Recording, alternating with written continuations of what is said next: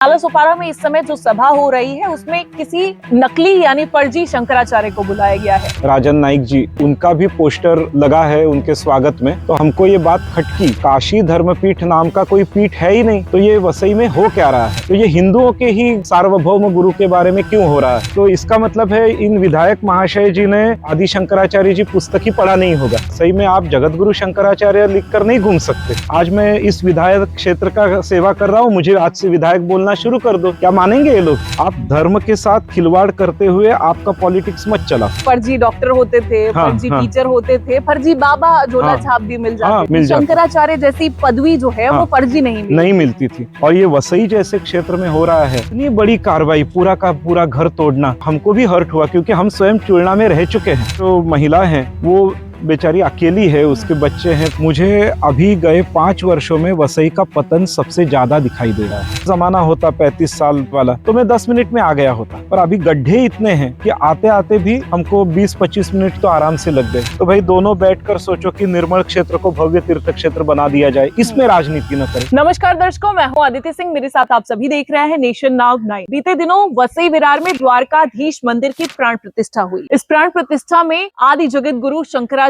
अविमुक्तेश्वरानंद स्वामी पधारे। वसई विरार में पहली बार किसी शंकराचार्य का पदार्पण हुआ, जो अपने आप में एक ऐतिहासिक माहौल बन चुका था। उसके बाद आप देखेंगे तो यहाँ पर अब लगातार वसई विरार में भागवत कथा या तमाम सनातन को बढ़ावा देने वाली जो संस्कृतियां होती है या कथाएं होती हैं वो लगातार चल पड़ी हैं। इस समय आप देखेंगे तो जगत गुरु शंकराचार्य के शिष्य वेद मूर्ति धनंजय शास्त्री जी की ओर से एक पोस्ट वायरल किया जा रहा है, जिस पर लिखा गया है कि नालासोपारा में इस समय जो सभा हो रही है उसमें किसी नकली यानी फर्जी शंकराचार्य को बुलाया गया है। क्या कुछ विषय है, बात करने के लिए हमारे साथ यहाँ पर खुद वेद मूर्ति धनंजय शास्त्री जी हैं। उनसे बातचीत करेंगे और जानेंगे क्या मसला है।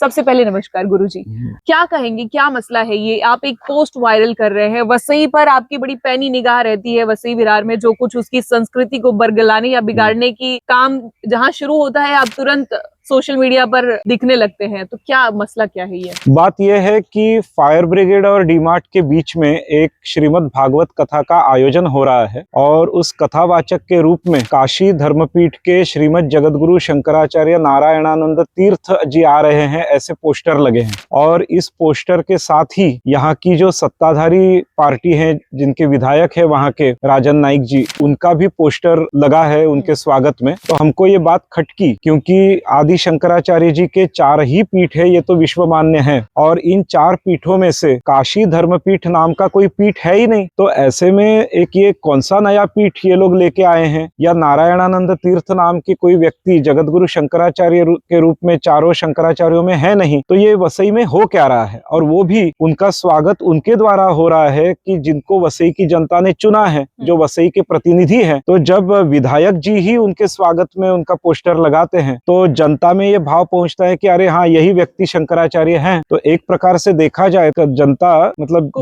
बरगलाया जा रहा है उनको। एक ढंग से देखा जाए तो फंस जाएगी इसमें जनता। जैसे मान लीजिए पोप होते हैं क्रिश्चियनों के, उनमें कोई नकली पोप अगर घुमाएंगे तो क्या ये विधायक जी उनका भी स्वागत करेंगे क्या? या कोई मुसलमान बांधवों के जो शाही इमाम होते हैं, कोई अगर नकली शाही इमाम यहाँ घुमाए वसई में, तो क्या यही विधायक जी उनके भी स्वागत में पोस्टर लगाएंगे क्या? तो ये हिंदुओं के ही सार्वभौम गुरु के बारे में क्यों हो रहा है? और वो भी उस पक्ष के माने जाते हैं कि जो हिंदुत्ववादी पक्ष है, जो पक्ष राष्ट्रीय स्वयंसेवक संघ से संबंधित है। और राष्ट्रीय स्वयंसेवक संघ ने ही पुस्तकों में लिखा है, उनके ही पुस्तकों में, कि 4 ही पीठ हैं, उल्लेख किया है। तो इसका मतलब है इन विधायक महाशय जी ने राष्ट्रीय स्वयंसेवक पंडित संघ के या पंडित दीनदयाल उपाध्याय के आदि शंकराचार्य जी पुस्तक ही पढ़ा नहीं होगा। लेकिन विधायक राजन नाईक तो आरएसएस से है, काफी लंबे समय से आरएसएस में उनको पता होना चाहिए था कि 4 ही पीठ है, काशी धर्मपीठ नाम का कोई शंकराचार्य पीठ है नहीं। तो जब वे लिखते हैं तो क्या होता है, जनता को वो प्रामाणिक लगता है और इसमें फिर जनता नकली धर्मगुरु के और असली में फर्क करना वो विवेक नहीं रख पाती। फिर तो विधायक जी को सावधान रहना चाहिए था, उनके जो कार्यकर्ता है उनको सावधान रहना चाहिए था।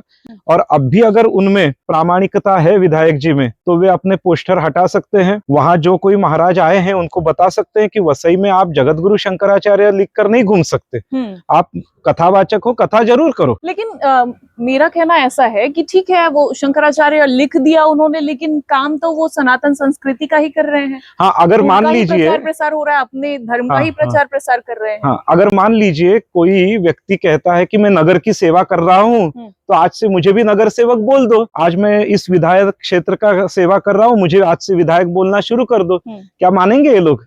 हाँ। तो जब कोई नकली विधायक नहीं हो सकता, नकली नगर सेवक नहीं हो सकता, अगर मान लीजिए आप कहती हैं कि आज से मैं न्याय करूंगी, मुझे न्यायाधीश बोल दो, आप तो नहीं चलेगा। नहीं, ये तो मजाक के पास मजाक हो है। जाता है। तो धर्म जो है वो सत्य पर प्रतिष्ठित होता है। तो जब आप असत्य की बात करोगे तो उससे धर्म का प्रचार कैसे होगा? नहीं हो पाएगा। नहीं हो पाएगा। यहीं पर झूठ और की बातें आ जाती है, तो झूठ की नींव पर किस तरीके से होगा, जाहिर है। क्या कहेंगे, जिस तरीके से शंकराचार्य यहाँ पर वसई विरार में आए थे, तो उसके बाद में ये इस तरीके से नकली शंकराचार्य को लाने का माहौल, क्या उद्देश्य क्या हो सकता है? हमको लगता है वो भ्रांति राजनीतिक फैलाने के लिए। हाँ, हमको लगता है वो चढ़ाओड़ होगी कि भाई हमारे पास भी एक शंकराचार्य है, हम भी देखो हमारे पास गुरु का आशीर्वाद है, ऐसे कुछ हो सकता है। हम ठोस रूप से नहीं, पर अगर आप टाइमिंग देखेंगे तो एक ही महीने के भीतर ये कैसे हो रहा है, और वे भी काशी से आए थे। शंकराचार्य का आना इतनी छोटी बात नहीं है। शंकराचार्य को लोग कहते हैं कि सनातन संस्कृति में वो प्रधान सेवक हैं, उनके कहने के अनुसार ही सनातन संस्कृति में कुछ ऊपर नीचे होता है, वो दिशा निर्देश जारी करते हैं, उसके अनुसार चलता है। लेकिन उसके बाद देखेंगे आप, तो राम मंदिर में जो हुआ, पिछले बार हमने आपसे बात की थी, तो आपने कहा भी था इस बात को कि हमें इस बात की संभावना लगती है कि वहां पर नकली शंकराचार्य को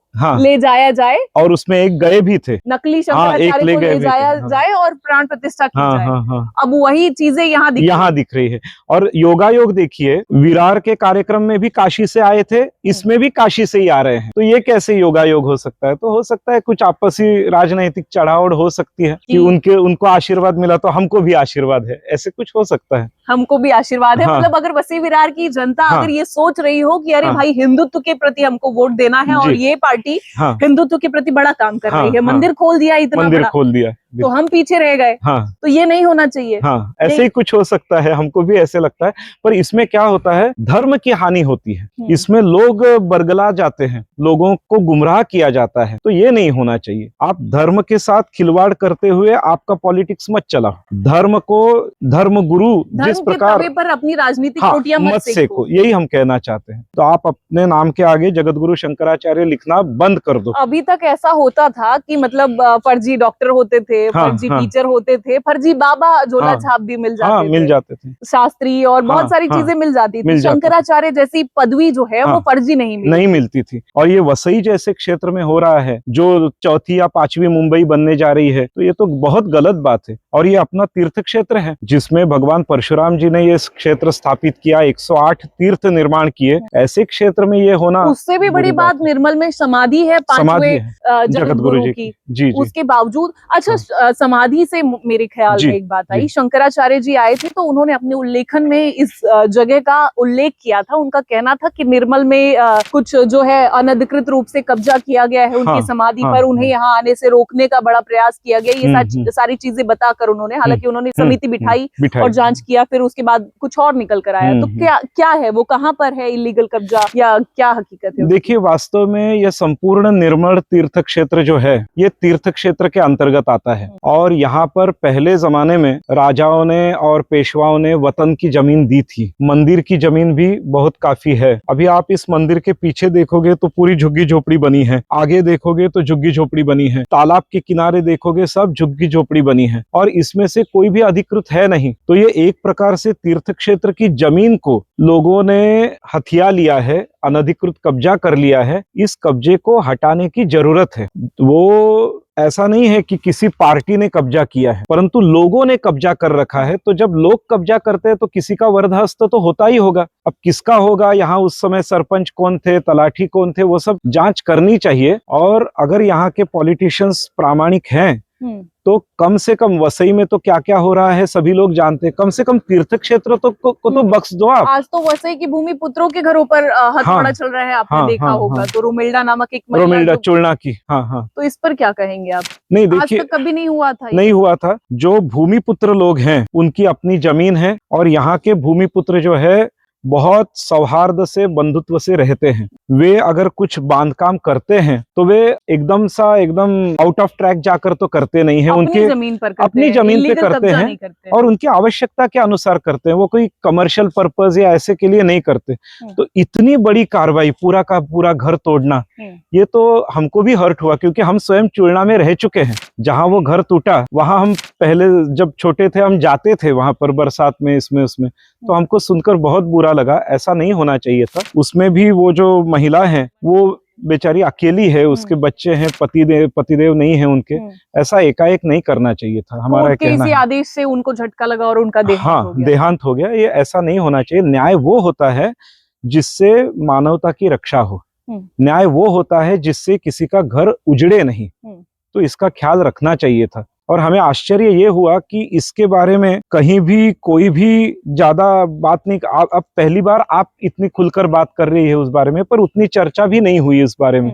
ऐसा नहीं होना चाहिए था। इसी के साथ क्या कहेंगे, जैसे स्वामी अविमुक्तेश्वरानंद शंकराचार्य यहाँ पर पधारे थे, उसके बाद वसी विरार का माहौल आपको कैसा लग रहा है, और खासकर द्वारकाधीश मंदिर बना है तो उस पर क्या कहना चाहेंगे आप? देखिए, द्वारकाधीश मंदिर की स्थापना जिस शिरगांव में हुई है वह अपने आप में पद्म पुराण के अनुसार तीर्थ क्षेत्र है। वहां पर यहाँ जो विमलासुर नाम का दैत्य रहता था, उसका वध जब परशुराम भगवान ने किया तो उसका जो मस्तक है वो वहां गिर गया था। अच्छा। संस्कृत में ये नई चीज निकल कर हाँ, सामने आ रही है। तो उसका मस्तक मर के वहां गिरा था और उस मस्तक से मरते समय उसने पश्चाताप कर लिया था। तो भगवान परशुराम जी के कर्तृत्व से और न्याय की रक्षा की दृष्टि से भगवान परशुराम जी ने जो उसका वध किया था उसका वहां पर प्रायश्चित्त हुआ, मतलब पश्चाताप हुआ था। तो एक दृष्टि से भगवान की पराक्रम की भूमि है। तो चूंकि भगवान परशुराम के पराक्रम की भूमि है और द्वापर युग में श्री हरि का रूप भगवान श्री द्वारकाधीश है, तो संयुक्तिक है वहां पर मंदिर बनना। बहुत अच्छा बना, उससे माहौल भी अच्छा होगा, लोगों के हृदय में भगवान श्री कृष्ण के प्रति भाव जगेगा।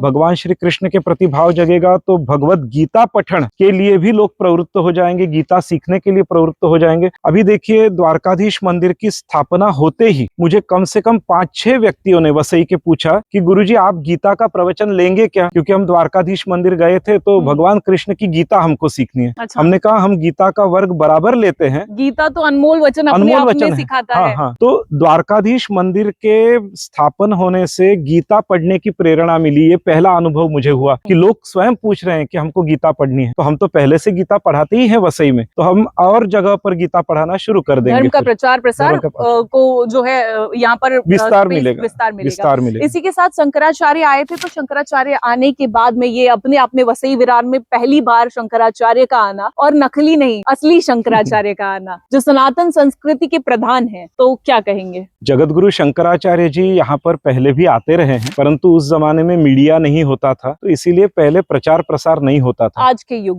युग में अभी जो है तो एक अच्छी लहर आएगी जब जगतगुरु शंकराचार्य जी आते रहेंगे यहाँ पर, तो एक धर्म की वो ध्वजा जो है वो आगे चलती रहेगी, लोगों में प्रेरणा बनती रहेगी। सनातन संस्कृति को लेकर जिस तरीके की भावनाएं लोगों को तोड़ मरोड़ कर बताई जा रही है, असल मायने में सनातन संस्कृति है क्या? एक छोटे से संक्षेप में बता दें। संक्षेप में बतावें तो जियो और जीने दो। पूरा विश्व हमारा कुटुंब है। जो हम अपने लिए चाहते हैं उसी की फिक्र दूसरे के लिए भी करो। जैसे हम नहीं चाहते कोई आकर हमको गाली दे जाए, तो अगर हम ये नहीं चाहते तो हमको भी किसी को गाली नहीं देना चाहिए। प्राणियों में सद्भाव हो, विश्व का कल्याण हो और गौ माता की रक्षा हो। और ये निसर्ग जो है, क्योंकि हमारे सनातन संस्कृति में निसर्ग का बड़ा ख्याल रखा गया है, इसीलिए हम बरगद की पूजा करते हैं, पीपल की पूजा करते हैं, तुलसी की पूजा करते हैं। सब में भगवान देखने की जो आदत है, ये सनातन संस्कृति है। कोई किसी से अलग नहीं, सब एक कुटुंब का भाग है। वसुधैव कुटुंबकम, ये केवल सनातन संस्कृति ही शिक्षा देती है पूरे विश्व को, वसुधैव कुटुंबकम। आपके पोस्ट के माध्यम से मैंने आपकी राजनीतिक रुचि भी देखी है, आपका रुझान कभी कभी उस ओर भी देखा है, इसलिए भी मैं पूछना चाहती हूँ कि 35 साल की सत्ता और अभी जो परिवर्तन की सत्ता है, इसमें क्या आप देख पा रहे हैं? क्या 35 साल पहले वसई विरार ऐसा था, या परिवर्तन जो हुआ है उसको लेकर अभी क्या माहौल है? मेरा राजनीति में रुझान नहीं है,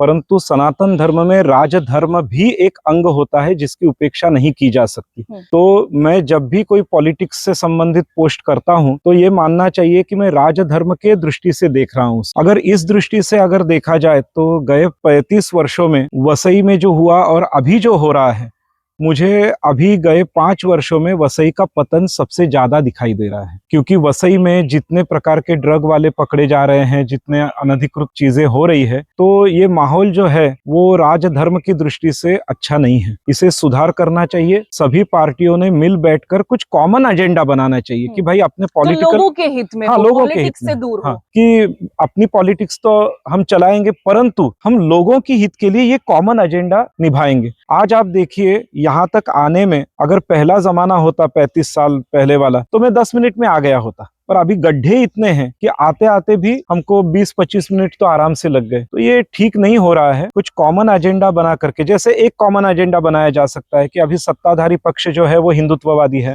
वहां पर बविया जो है वो भी धर्म में अब रुचि ले रही है, तो भाई दोनों बैठकर सोचो कि निर्मल क्षेत्र को भव्य तीर्थ क्षेत्र बना दिया जाए, इसमें राजनीति न करे। ऐसे एक एक एजेंडा, जैसे एक धार्मिक क्षेत्र के बारे में हुआ, कोई एक सामाजिक क्षेत्र का एजेंडा ले लीजिए। जैसे अभी वसई ईस्ट में एक छोटी सी बच्ची को पीटा गया, मारा गया, तो महिलाओं की सुरक्षा यहाँ पर होगी। अनधिकृत बांधकाम जो नदी नालों के किनारे हैं, जो अपनी लाइफ लाइन होती है, कम से कम उसके किनारे तो नहीं करेंगे, प्रकृति से छेड़छाड़ ना हो। ऐसे कुछ कॉमन एजेंडा बनाकर काम करना चाहिए, वो हो नहीं रहा। हर एक पार्टी जो है, कोई 10% तो कोई 15%, ऐसी होड़ लग गई है। अब मैं खुलकर तो नहीं बोल सकता, बोलना नहीं चाहता, बोल तो सकता हूँ पर बोलना नहीं चाहता, पर ये नहीं होना चाहिए। कम से कम 10% कॉमन एजेंडा रखिए, इतना मैं कहना चाहूंगा। फर्जी शंकराचार्य जो घूम रहे हैं, उनको क्या आप चेतावनी क्या देना चाहेंगे? मैं ये चेतावनी देना चाहता हूं कि अगर आप सचमुच सनातन धर्म का प्रचार कर रहे हो, तो सनातन धर्म की नींव ही सत्य पर आधारित है। सनातन धर्म के अनुसार 4 ही पीठ होते हैं, आपका पीठ 4 पीठों में नहीं है, इसीलिए आप जगतगुरु शंकराचार्य कहने योग्य नहीं हो। ना किसी ने आप पर, जगतगुरु जी ने अभिषेक किया है।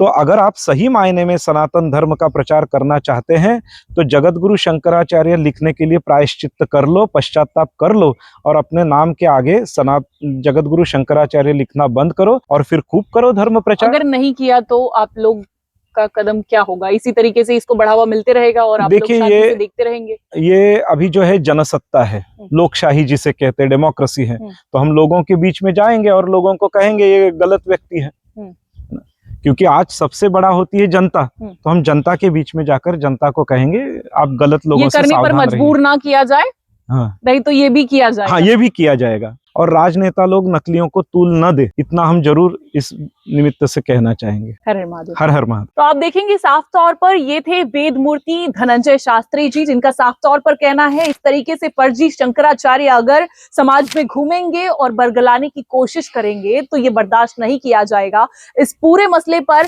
ठीक तरीके से कार्यवाही की जाएगी, चाहे सड़कों पर उतरना हो, लोगों के बीच में जाना हो। इसी के साथ साथ 35 साल वर्सेस अभी की जो सत्ता है, शास्त्री जी ने खुलकर अपने विचार सभी मुद्दों पर रखे हैं। क्या कुछ कहा है, इसे देखने के बाद क्या कुछ माहौल बनता है, ये सब कुछ देखना होगा।